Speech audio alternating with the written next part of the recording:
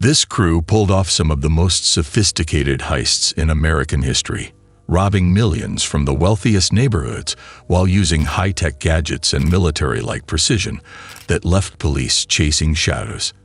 Known as the James Bond Gang, they turned burglary into a high-stakes operation, outsmarting the alarms, vanishing without a trace, and leaving victims stunned. But in the mid-1990s, after years of flawless heists, their luck ran out. A single mistake led investigators to their doorstep, setting off a chain of events that would bring their reign of terror to a dramatic end. This is the true story of the rise and fall of the most elusive burglary crew in American history. The story of the James Bond Gang begins in the late 1980s and early 1990s when some of the wealthiest suburbs around New York and New Jersey became their hunting ground. These weren't random break-ins. The gang targeted people known for their mansions and luxury lifestyles. They targeted places where alarm systems and locked doors gave homeowners a false sense of security. Interestingly, after a while, most people started moving to the suburbs to escape city crime. However, the James Bond Gang wouldn't give them a break and turned those quiet communities into their playground.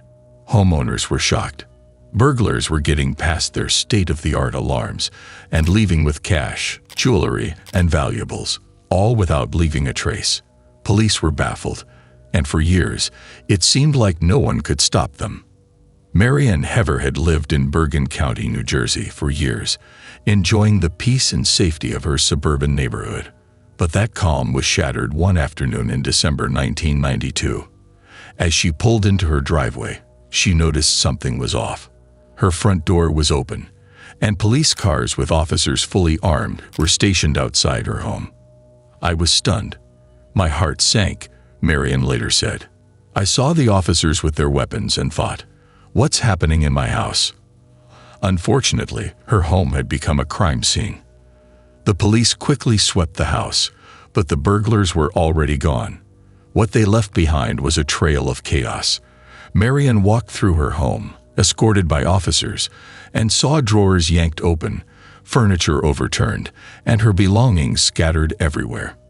In her bedroom, where she kept her valuables, the thieves had been thorough, carting away gold rings, silver bracelets, and a pearl necklace worth $4,000 in total. Outside, police brought in a K-9 unit, hoping to track the criminals. The dog led officers to a large fir tree near Marianne's house, barking up into the branches. Investigators believe the thieves might have been hiding there earlier, staking out the property to ensure no one was home before breaking in. This detail left Marianne even more unsettled. "They were watching my house," she said. Unfortunately, Marianne's story wasn't unique. Similar burglaries were happening all over Bergen County and beyond, but the perpetrators left no fingerprints, no signs of forced entry that couldn't be explained, and no solid leads. To the victims, it seemed like they were dealing with ghosts. To law enforcement, it was clear they were dealing with professionals. Now, the James Bond Gang earned their name not just for their boldness, but for their meticulous planning and the ingenuity of their methods. They weren't impulsive smash-and-grab burglars. They were experts who treated burglary as a craft, refining their approach with every heist. Their operations always began with scouting. The gang targeted affluent neighborhoods, places where expensive cars and manicured lawns signaled wealth inside the homes. Using high-end vehicles like BMW that blended in with these rich communities, they drove through the streets, identifying potential targets. They looked for houses with telltale signs, minimal activity, indications of valuables, and in some cases, patterns in the homeowners' routines. Once they picked a target, the gang acted with military-like precision. They often stationed a lookout near the house, sometimes hiding behind trees or shrubs, to ensure no one was home and to watch for police or neighbors. They even rang the doorbell as a final check. If someone answered, they'd simply make up an excuse, like asking for directions, and move on. When the coast was clear, they struck. The gang was skilled at bypassing alarm systems, often ripping out alarm panels or cutting wires to prevent the system from triggering. They worked quickly and methodically, focusing on the master bedroom where most people kept their valuables. Jewelry, cash, and high-end electronics were their primary targets.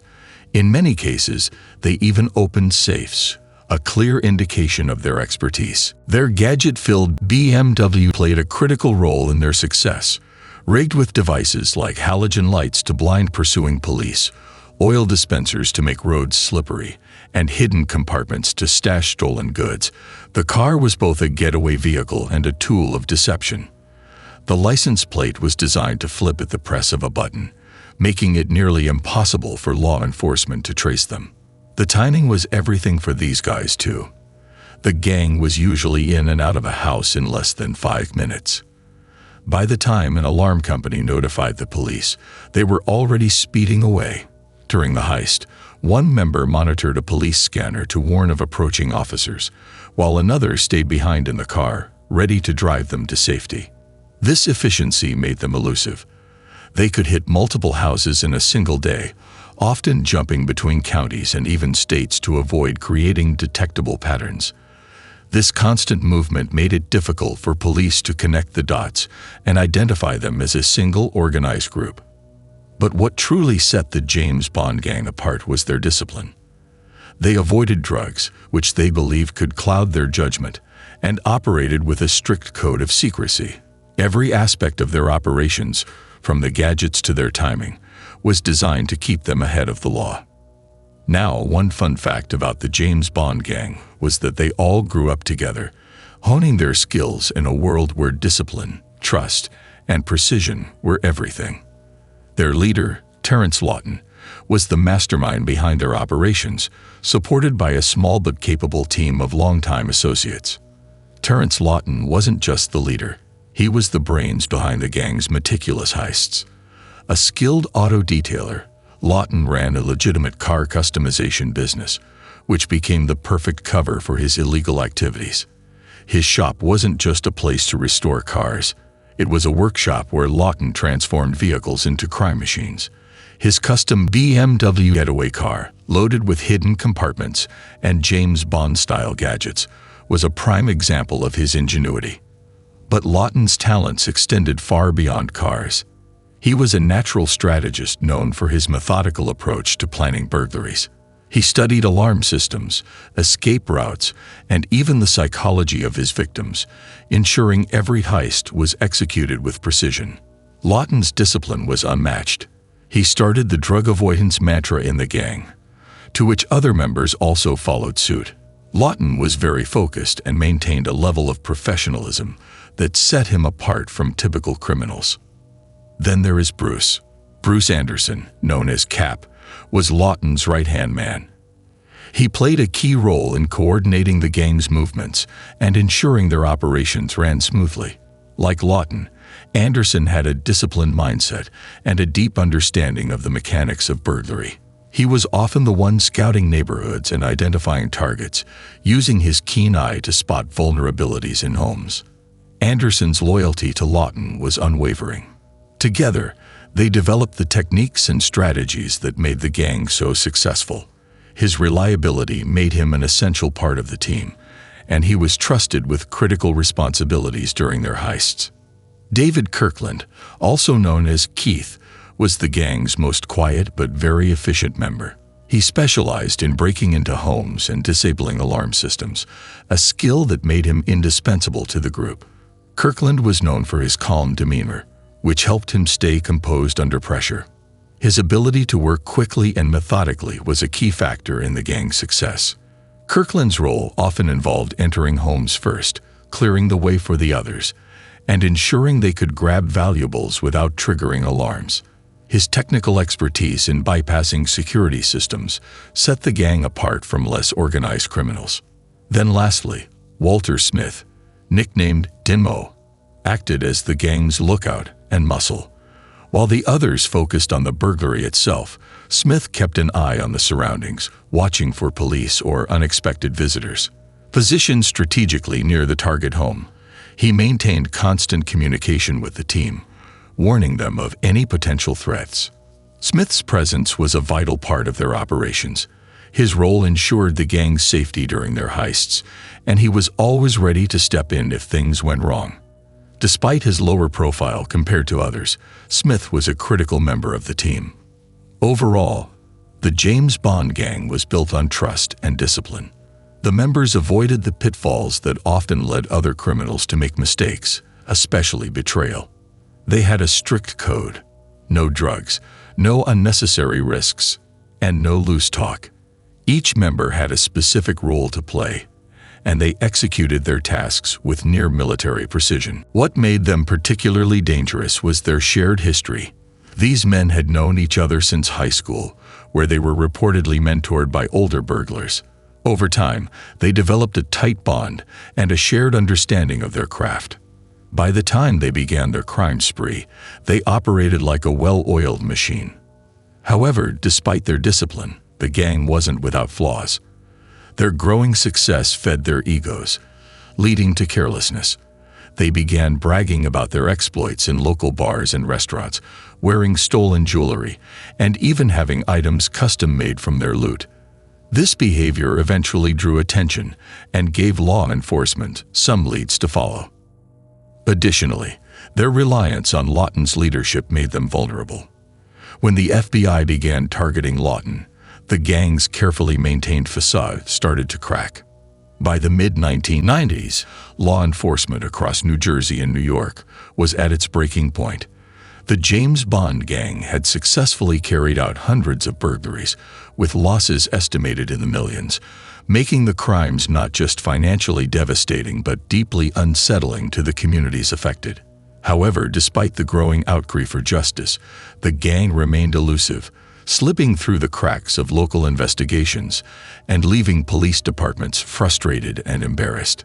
For years, the gang exploited a critical weakness in law enforcement: jurisdictional boundaries.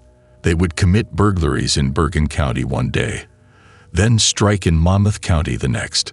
Sometimes they crossed into Connecticut or New York, ensuring no single police department had a full picture of their operations. What seemed like isolated incidents were, in fact, part of a well-coordinated crime spree. It wasn't until police departments began sharing notes that patterns began to emerge. Reports of houses being ransacked with alarm systems bypassed and jewelry stolen were alarmingly similar across counties. The escape vehicle described in a handful of cases, a BMW with peculiar gadgets, gave investigators their first real lead. But despite recognizing the pattern, catching the gang in the act proved nearly impossible. Their tactics were highly disciplined. Before each burglary, the gang would clean themselves, a term law enforcement used to describe their elaborate counter-surveillance routines. They would ride public transportation, take indirect routes, and spend hours driving in circles to ensure they weren't being followed. On one occasion, police attempted to tail a suspected gang member. The suspect spent over an hour weaving through highways, side streets, and parking lots, making sudden U-turns and sharp detours. In the end, the suspect vanished, leaving officers empty-handed. This level of vigilance kept the gang one step ahead of traditional surveillance techniques. The BMW getaway car that the gang used also became a symbol of their audacity and ingenuity. Equipped with gadgets more suited to a spy movie than a burglary crew, the car was designed to evade capture. But the car's uniqueness also worked against them. As burglaries continued, and the description of the BMW became more widely known among law enforcement, it became easier to link certain crimes to the James Bond gang. The car, once their greatest asset, was becoming a liability. In one high-stake encounter, a patrol car in Bergen County spotted the BMW speeding away from a burglary scene. The officers gave chase, but the gang's tricks came into play. As the patrol car closed in, the rear lights of the BMW flared, temporarily blinding the officers. Moments later, the car sprayed oil onto the road, causing the patrol vehicle to skid and lose control. The gang escaped, as they had many times before. But this chase marked a turning point. Law enforcement was now laser-focused on stopping the James Bond gang, recognizing the danger they posed not just to property but to public safety. So, the local law enforcement turned to the FBI for help. The gang's interstate activities and sophisticated methods made them prime candidates for a federal investigation. The FBI brought in resources that local police departments couldn't match, including advanced surveillance techniques and access to federal databases. Recognizing the gang's meticulous planning, the FBI decided to shift its focus. Instead of attempting to catch the gang during a burglary, an approach that had repeatedly failed, they targeted their fencing operations. Stolen jewelry from the gang's burglaries was being sold across state lines, particularly in New York City's Diamond District. As law enforcement closed in, they received a critical breakthrough: tips from informants. Several individuals in the criminal underworld identified Terrence Lawton and his associates as the masterminds behind the burglaries. These informants provided key details about the gang's operations, including the location of their fencing networks and the roles each member played. One name stood out: Ron Lerman, a jeweler in Manhattan's Diamond District who had a long-standing relationship with the gang. Lerman not only bought stolen jewelry but provided financial support to the gang, including posting bail for members who were briefly detained. So the FBI began surveilling Lerman, gathering evidence that linked him to the gang's activities.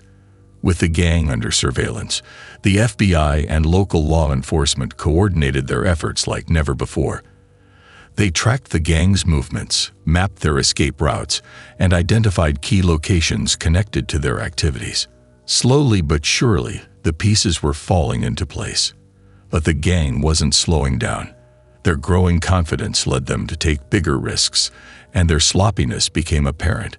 They began returning to neighborhoods they'd already hit and bragging openly about their exploits in bars.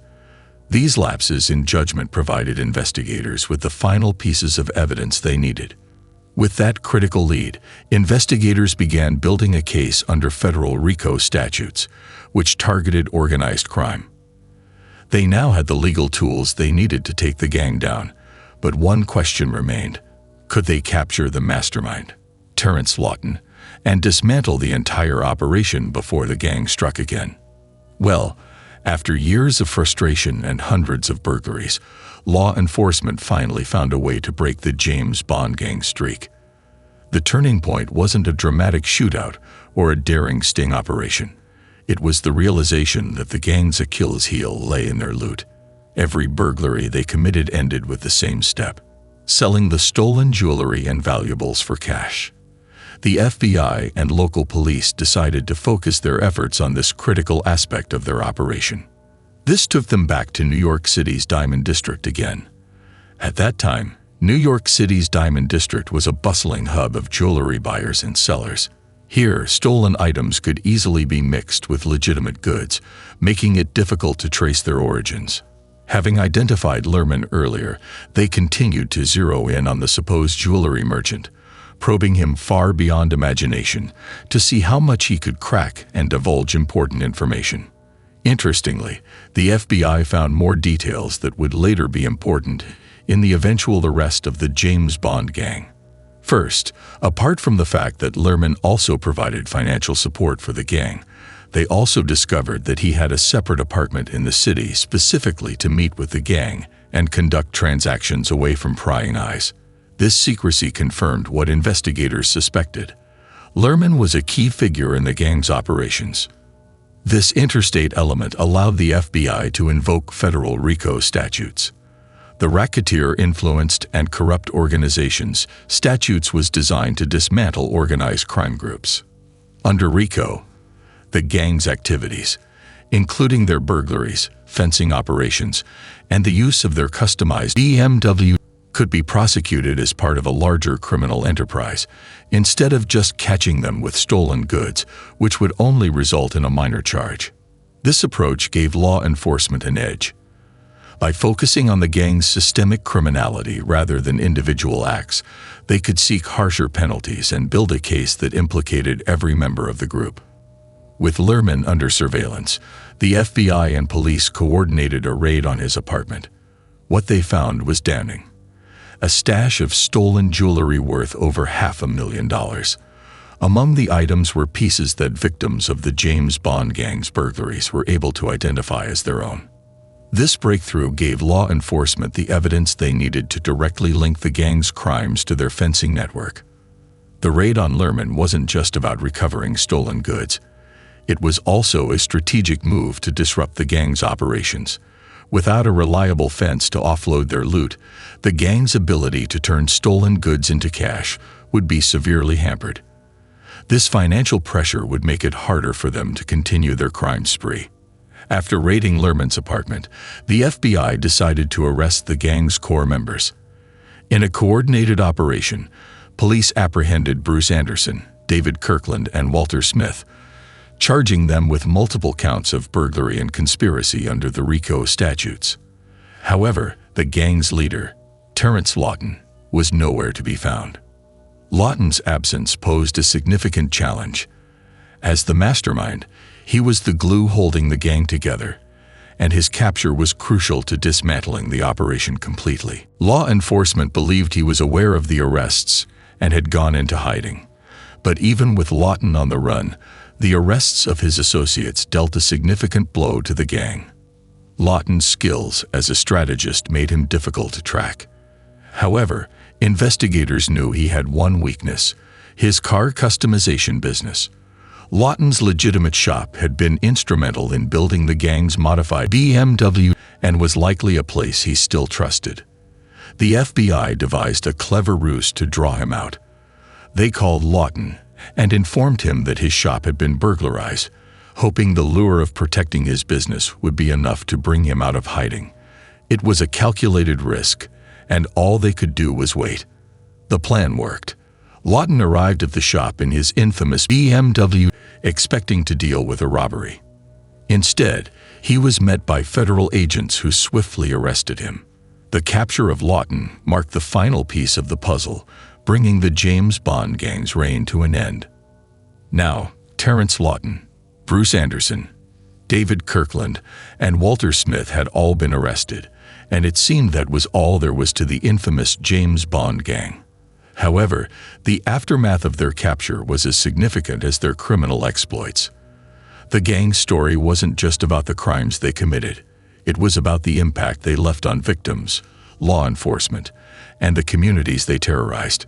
The gang members faced serious charges under federal RICO statutes, which treated their burglaries, fencing operations, and use of their customized BMW as parts of an organized criminal enterprise. This allowed prosecutors to seek harsher sentences than they would have been able to under state burglary laws alone. In 1996, Anderson, Kirkland, and Smith pleaded guilty to charges of racketeering, conspiracy, and multiple counts of burglary. Their plea deals resulted in sentences ranging from 3 to 6 years in prison.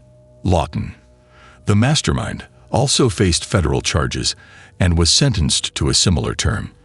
Although these sentences may seem lenient given the scale of their crimes, the gang's operation was thoroughly dismantled, preventing them from returning to their criminal ways.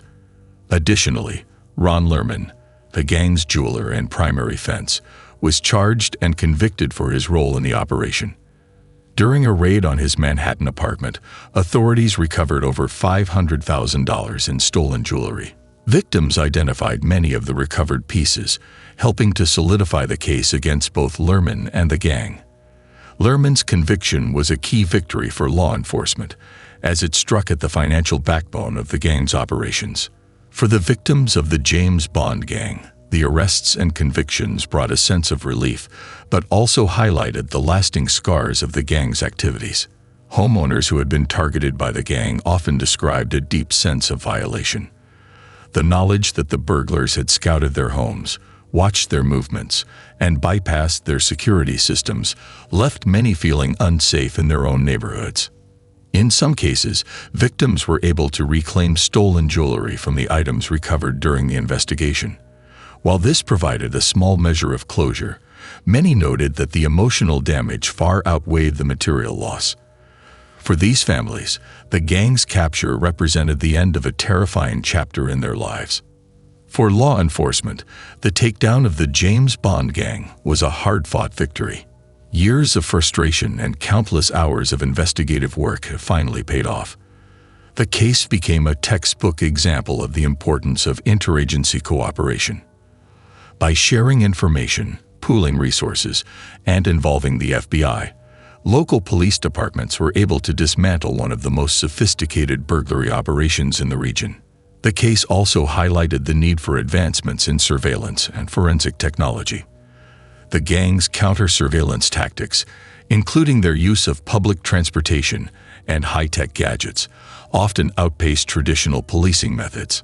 As a result, the investigation into the James Bond gang spurred discussions about how law enforcement could adapt to better handle organized crime in the future. Although the gang was dismantled, their story became the stuff of legend. The media's portrayal of the James Bond gang as clever, high-tech criminals only added to their mystique. The gadget-filled BMW, in particular, became an iconic symbol of their ingenuity. However, law enforcement officials were quick to emphasize that behind the gang's flashy image were real victims whose lives were deeply affected. For the public, the gang's story served as a cautionary tale. Even in the safest and wealthiest neighborhoods, the James Bond gang proved that no home was completely invulnerable. The case prompted many homeowners to upgrade their security systems and rethink how they stored their valuables, creating a ripple effect that extended far beyond the gang's capture. The story of the James Bond gang is a reminder of how even the most clever and well-organized criminals eventually face justice. For years, they eluded law enforcement, turning burglary into a high-tech craft and leaving behind a trail of fear and frustration. But in the end, their overconfidence, growing sloppiness, and the tireless efforts of law enforcement brought their reign to an end.